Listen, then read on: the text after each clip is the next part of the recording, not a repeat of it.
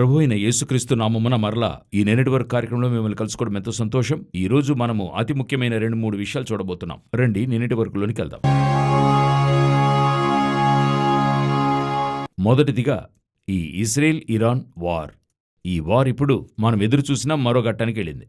ఎక్కడి వరకంటే ఇందులో ఉండే యుఎస్ తప్పుకుంటున్నట్టుగా వారు అనౌన్స్ చేశారు. అంటే ఈ వార్ ఆపడానికైనా ఒక సైన్ చేయబోతున్నాం అని ఒకవైపు చెప్తున్నారు. ఇంకొక వైపు అమెరికా అధ్యక్షుడు చెప్తున్నాడు, ఆ మాటే లేదు, మేము ఇరాన్ ఒక దారి చేస్తాం అంటున్నాడు. రెండు వార్తలను వస్తున్నాయి. అయితే దీని మధ్యలో ఇజ్రాయెల్ చెప్పిందే చాలా ఇంపార్టెంట్ అయిన విషయం. అదేంటని చూసినట్లయితే ఇజ్రాయెల్ ప్రధాని బెంజమిన్ నెతన్యాహు చెప్తున్నాడు, ఈ ఇరాన్ వార్ కొనసాగింపుగా జరుగుతుంది, మేము జరిపిస్తాం. అంటే వీరి యొక్క జోక్యం ఇందులో ఉందో లేదో మాకు ప్రసక్తి లేదు, మేము జరుపుతాం. దీనికి ముందు మీరు చూసినట్లయితే యుఎస్ జరిగిస్తామని చెప్పారు, ఇజ్రాయెల్ వారు మేము జోక్యం చేసుకోమని చెప్పారు. అయితే ఇప్పుడు ఇజ్రాయెల్ ముందుకు తీసుకెళ్తాం అంటున్నారు. ఈ వార్ అన్నది డైరెక్ట్ వార్గా మారుతుంది. ఇరాన్ ఇజ్రాయెల్కి మధ్యగా మారుతుంది. అమెరికా ఎప్పట్లా సహాయపడుతుంది అలాగని చెప్తారు గాని వారి సహాయానికి వచ్చేస్తారు. ఈ వార్ యొక్క మరో ఘట్టమే చాలా ఇంపార్టెంట్. అది ఏంటని చూశారంటే, మనము గత నిన్నటి వరకులో చెప్పున్నాం, సౌదీ అరేబియా, టర్కీ, పాకిస్తాన్ ముగ్గురు చేరి ఒక అరబ్ నెట్వర్క్ అనేది ఏర్పరుస్తున్నారు. మెకా నెట్వర్క్ అని చూశాం. ఇప్పుడు ఆ నెట్వర్క్ ఏమవుతుందో మనకు తెలియలేదు. ఎందుకని అడిగారంటే, ఇజ్రాయెల్కి విరోధమైన ఒక దృక్కోణమే టర్కీ ఎప్పుడూ తీసుకుంటుంది. సౌదీ అమెరికాకైన మద్దతునే చేపడుతుంది. ఇది ఏ చోటుకు వెళ్లి ముగియబోతుందో చూశాం కదా. వీళ్ళందరూ ఇజ్రాయెల్ అనే ఒక ప్రత్యేక దేశానికి విరుద్ధంగా మారుతూ ఉన్నారు. ఇప్పుడు దీనితో పాటు ప్రపంచ దేశాలన్నీ వారు తాము ఇజ్రాయెల్ను వ్యతిరేకిస్తున్నట్లు స్పష్టం చేస్తున్నారు. ఇందులో గాజా ప్రాంతంలోనో లేక మధ్యధర సముద్ర ప్రాంతము వదిలిపెట్టే ప్రసక్తే లేదు అని ఇజ్రాయెల్ ప్రధాని చెప్తున్నాడు. ఏంటి విషయమని అడిగినట్లయితే, ఈ ఒప్పందం ప్రకారంగా అక్కడ యుద్ధము ఆపాలి, పాలస్తీనా 2 స్టేట్ సొల్యూషన్ అంటారు. పాలస్తీనా దేశం ఏర్పడటానికి వారందరి మద్దతు తెలపడానికి ఇప్పుడు అమెరికాను సై అంటుంది. అయితే ఇజ్రాయెల్ చెప్తుంది, ఎవరు తయారుగా ఉన్నారో లేదో మేమది ఇప్పుడు వదిలిపెట్టడానికి తయారుగా లేము, పాలెస్టైన్ అనే ఆ చర్చకే తావు లేదు అని వారు చెప్పి ఉన్నారు. సో ఇది ముమ్మరముగా ఈ యుద్ధము జరుగుతుందే తప్ప ఈ యుద్ధము ఒక ముగింపు చోటికో లేక తిరిగి సద్దుమనగడానికి ఏమాత్రం లేదు. ఇదెందుకు ఈ యుద్ధం ఇలాగ వెళుతూ ఉంది, ఎందుకు అమెరికా కొంత వెనక్కి తగ్గుతుంది అనే కారణాన్ని మనం మరో భాగంలో చూడబోతున్నాం.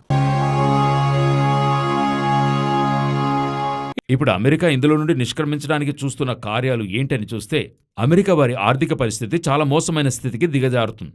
మరొక వైపు చూశారంటే చైనా లోనికి వస్తుంది. అయితే ప్రపంచ ద్రవ్య లావాదేవీలకు అమెరికన్ డాలరే, అందులో ఎటువంటి మార్పు లేదు.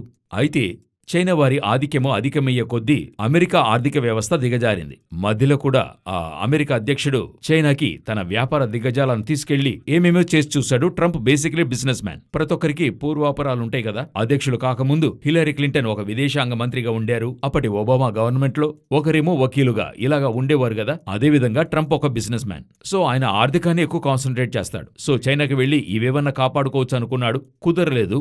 ఇప్పుడు మరలా చైనా వారి ఆధిక్యం కొనసాగుతుంది. ఇప్పుడు అందరనేది ఎందుకు ఈ వార్ ఆపుతున్నాడంటే అమెరికా యొక్క ఆర్థికాన్ని కాపాడుకోవడానికి. మనం ముందుగానే చాలాసార్లు చెప్పుకున్నాం, అమెరికా ఆర్థిక పతనం పడినట్టే. ఇక అది తిరిగి నుంచోపెట్టడం అవదు. దానికి బదులుగా మరొక ఆర్థికము లేస్తుంది. 2వ ప్రపంచ యుద్ధం తర్వాత అమెరికా లేచింది. దానికి ముందర పలు ఆర్థిక వ్యవస్థలు ఉండేవి. ఆంగ్లేయ సామ్రాజ్యం, దానికి ముందు బైసాండర్స్, ఇలా అనేకము ఉండేవి. అయితే అమెరికా లేచి ఇప్పుడు 80-90 సంవత్సరాలుగా వారే ఉన్నారు. ఇప్పుడు దీనికి మారుగా ఖచ్చితంగా చైనా కాదు, బ్రిక్స్ కాదు, ఏది కాదు, యూరోపియన్ యూనియన్ యొక్క యూరోనే లేస్తుంది. వచ్చే రోజుల్లో అది కూడా చూద్దాం. వాటి అప్డేట్స్ కూడా మీకు మేము తీసుకొస్తాం. ఇప్పుడు తర్వాత మనము అతి శోకమైన విషయం, ప్రార్థించవలసిన విషయం మనం చూడబోతున్నాం.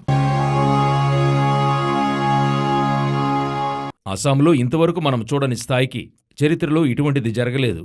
ఆ వీడియోస్ అని చూశారంటే మీకే హృదయ విదారకంగా ఉంటాయి. నుంచునే ఉన్నారు, ఆ ఇల్లు అట్లే నీటిలో కొట్టుకుపోవడం చూస్తున్నాం. కొనసాగింపుగా జరుగుతూనే ఉంది. చాలా భయంకరమైన పరిస్థితి. ఆ అస్సాం కొరకు ప్రార్థించండి. అస్సాం యొక్క ప్రజలు వారి అవసరతలు సంధించబడ్డానికి ఎన్నో కార్యాలు చేస్తూ ఉన్నారు. ప్రభువు ప్రేరేపిస్తే మీరు చేయండి. అదే సమయంలో మీ ప్రార్థనే చాలా ఇంపార్టెంట్. ఒకవైపు వరదలు, ఒకవైపు కొండ చర్యలు, నేల చర్యలు, ప్రాణ నష్టము పెద్ద లెవెల్లో జరుగుతూ ఉంది. దీనికై ప్రార్థించడం మన బాధ్యత. మరొక వైపు చూశారంటే ఈ కార్యక్రమము నమోదు చేస్తున్న సమయానికి చూస్తే కొలంబియాలో 7.4 ఎర్త్క్వేక్ జరిగింది. గొప్ప ప్రాణ నష్టం అక్కడ జరిగింది. సో ప్రపంచమంతటా ఒకవైపు భూకంపాలు ఇటువంటివి జరుగుతూ ఉన్నాయి. మరొక వైపు ఎల్నినో, మనందరికీ తెలిసినట్టే చాలా మోసమైన కరువును ఈ ఆగస్టు మాసంలో ఏర్పడుతూ ఉంది. పలు దేశాలు, ఇక యూరోపులోనంతా ఉష్ణోగ్రత అలలు వేగంగా వీస్తూ ఉన్నాయి. వారు అది జూన్, జూలై, ఆగస్టులోనే తగ్గుతుందని చెప్పారు. ఇప్పుడు ఏం చెప్తున్నారంటే 2027 వరకు ఇలా ఉంటుంది. చాలా మోసమైన క్షామము ఇది ఏర్పరుస్తుందని చెప్తున్నారు. మీరు బాగా గమనించండి, ఇది కరువు వైపుగా వెడుతోంది. ప్రపంచమంతటా చూస్తూ ఉన్నాం. ఒకవైపు యుద్ధము, ఒకవైపు కరువు. అదిను ఏ స్థాయి కంటే గొప్ప ప్రాణనష్టం కలిగించే స్థాయికి ఈ కరువు వెళుతూ ఉంది. ప్రపంచములోని పెను ముప్పులు అన్ని దేశాల్లోనూ ఒక్కొక్కటి. అడవిమంట ఒకవైపు ఫ్రాన్స్లో చూస్తే భయంకరమైన కారుచిచ్చులు చెలరేగుతున్నాయి. ఇటువైపు చూస్తే వరదలు, గొప్ప ప్రాణనష్టము, భూకంపాలు అన్ని ఒకవైపుగా జరుగుతున్నాయి. సో వీటి కొరకు ప్రార్థించాల్సిన అవసరత ఉంది. మనమేం చేయలేము, ప్రార్థించడం మాత్రం అవుతుంది. ప్రభు కరుణించాలి. అయితే దీనికి కారణమంతా మనుషులే. మనిషి ఏవేవి బైబిల్లో దేవుడు చెప్పిన వాటికి అగెన్స్ట్గా మనిషి చేసినప్పుడు, ఏమండి అలాగ ఏం చేశారు? వెరీ సింపులే.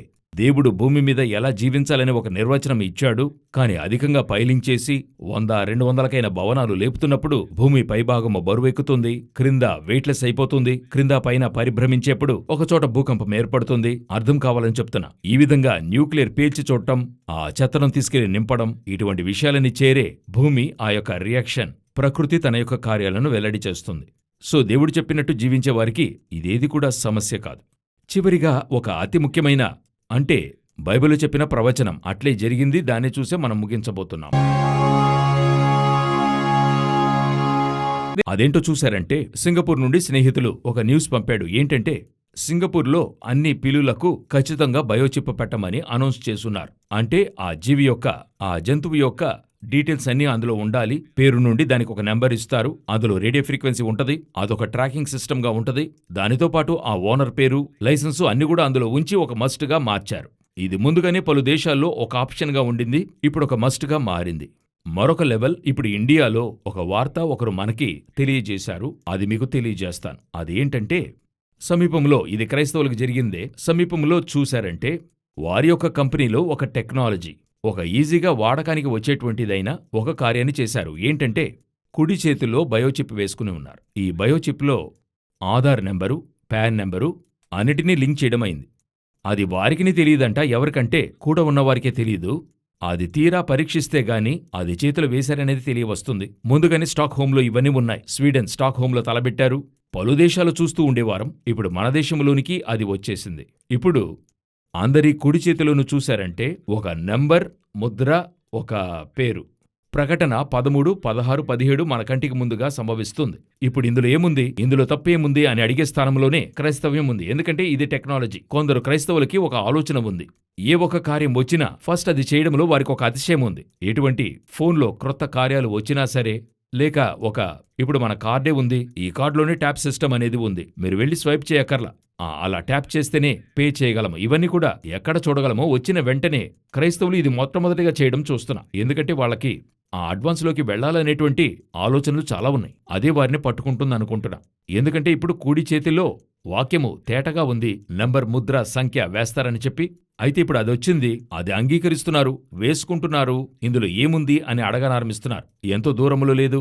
దేవుడు చెప్పిన బాహ్యపరమైన సూచనలన్నీ ఒకవైపు జరుగుతూనే ఉన్నాయి. అదే సమయంలో కుడివైపుకైనా నెంబర్, నుదుటికైనా నెంబర్ మన కంటి ముందరకి వస్తూ ఉంది. ఇప్పుడు సమీపంలో ఒక న్యూస్ ఒకటొచ్చింది. అందులో ఏంటని చూశారంటే, మన ఒంటిని ట్రాక్ చేసేటువంటి ట్రాకింగ్ యాప్ ఒకటి పెట్టారు. మన ఒంటిలోని విషయాన్ని ట్రాక్ చేస్తుంది ఆ యాప్. ఒక వాచ్ లాగా పెట్టుకోవచ్చు, లేక రింగ్ లాగా పెట్టుకోవచ్చు. ఇప్పుడు అది ఏం చేస్తుందని అడిగితే, మీ బాడీ వేడి ఎక్కుతుంది, లేక మీలో డిప్రెషన్ కలుగుతుంది అనే మెసేజ్ ఇస్తుంది. మీ బాడీని అది కంట్రోల్ చేస్తుంది.